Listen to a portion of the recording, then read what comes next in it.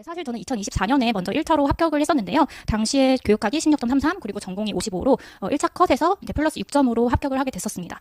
사실 여유 점수가 있었음에도 2차에서 1.7점 정도 차이로 떨어지게 됐는데요.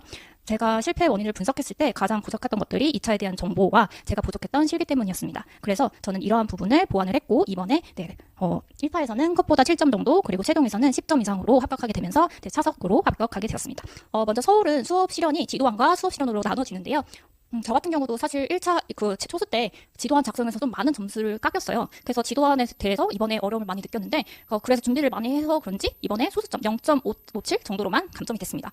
그 이유를 제가 분석했을 때는 일단 우선적으로 윤진 교수님이 이번에 제 2차 강의를 맡게 되시면서 주신 모범 답안들을 적극적으로 봤고요.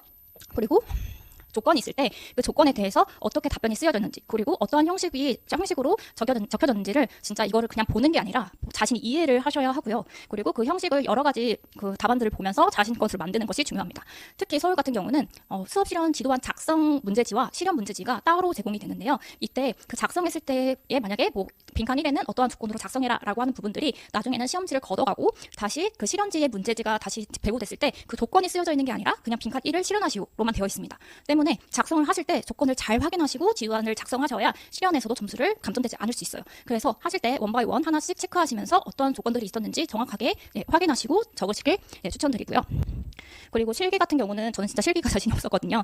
사실 실기가 1차 끝나고 특강을 시작하게 되면 그때는 실력을 늘리기는 힘들어요. 대부분 시험으로만 치러지기 때문에 속도는 빨라질 수 있더라도 그림의 형태력이나 퀄리티 자체가 크게 늘어나진 않습니다. 아무래도 사람이 많다 보니까 한 사람당 하나씩 피드백을 정확히 주기가 어렵거든요.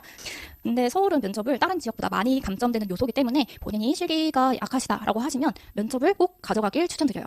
왜냐하면 제가 생각하기에 면접이 정말 투자 대비 점수가 빨리 올릴 수 있는 영역 중에 하나거든요. 저 같은 경우는 문제를 많이 풀기보다는 이론을 많이 알려고 하는 것을 중점으로 뒀습니다. 그래서 1차 발표 전까지는 스터디원들과 한 영역씩 정해서 각자 같은 영역을 공부하고 그거에 대해서 나는 이러한 부분을 찾았다라고 하고 공유하는 시간을 갖고 그 부분에 대한 문제를 같이 푸는 시간을 많이 가졌는데요.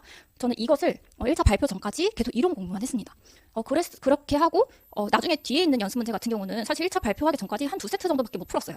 그래도 충분히 다 문제 풀 시간이 되거든요. 그냥 합격 발표하고 나서 나머지 문제들을 풀어보시고 특히 서울은 요구하는 가지수가 정말 많아요. 그리고 문제 조건도 점점 까다롭게 되고 있는데 작년에는 사실 면접에서 5점 이상 깎였는데 올해는 1.07 정도만 깎여서 되게 많이 고득점으로 합격할 수 있었어요. 사실 제가 실기 점수가 되게 낮은데도 불구하고 차석할 수 있었던 이유가 수업 시간과 면접 점수가 높기 때문이거든요. 그래서 여러분들 혹시 실기가 자신 없다 하시는 분들은 실기 못해도 그 면접과 수업 실현으로 충분히 합격할 수 있는 점수를 받을 수 있다는 것을 기억하시고 적절하게 분배를 하셔서 준비를 하셨으면 좋겠습니다.